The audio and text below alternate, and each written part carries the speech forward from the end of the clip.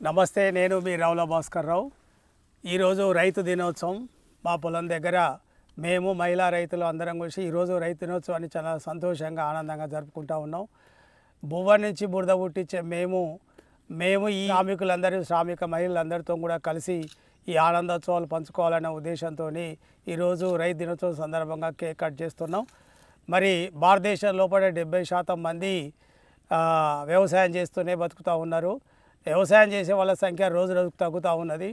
నేడు 55% మంది మాత్రమే వ్యవసాయం చేస్తూ ఉన్నారు. అంటే 100కి 55% మంది వ్యవసాయం చేయడం ద్వారా ఉత్పత్తి పెంచినప్పటికీ శ్రామికుల యొక్క సంఖ్య తగ్గిపోయింది.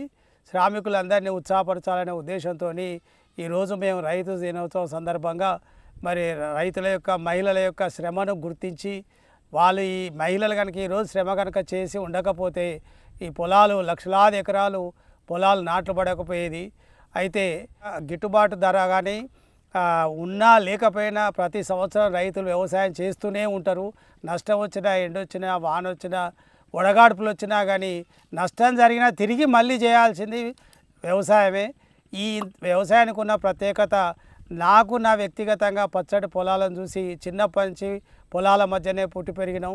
మళ్ళీ పొలాల మధ్య ఎంతోమంది ఉద్యోగులు నాతో పాటు ఉద్యోగం చేసిన వాళ్ళందరూ కూడా పట్టణాల వైపు దారి మళ్ళీండ్రు. నాకు మాత్రమే వ్యవసాయం అంటే ఉన్న ఇష్టంతో లాభం వచ్చినా నష్టం వచ్చినా ఈ వ్యవసాయం చేస్తూనే ఉన్నాము.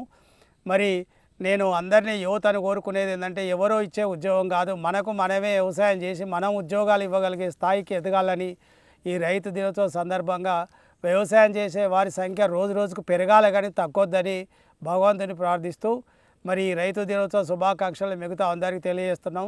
ఈ సంవత్సరం వర్షాలు బాగా పడడం ద్వారా పెద్ద ఎత్తున ఆహార ధాన్యాలు ఉత్పత్తి చేసిన ఘనత తెలంగాణ రాష్ట్ర ప్రజలది, రైతులది.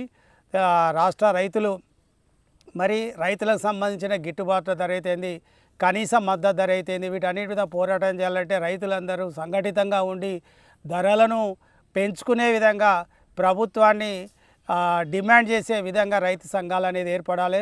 రైతు సంఘాలు కూడా కొన్ని నామమాత్రంగానే పనిచేస్తూ ఉన్నా, కొందరు మంచి కష్టపడి ఎప్పటికప్పుడు రైతుల సమస్యలను ప్రభుత్వం దృష్టికి తీసుకుపోతున్నా, ఇంకో కొంతమంది రైతుల యొక్క కష్టాలను నిర్లక్ష్యం చేసేటట్టుగా ఉన్నది.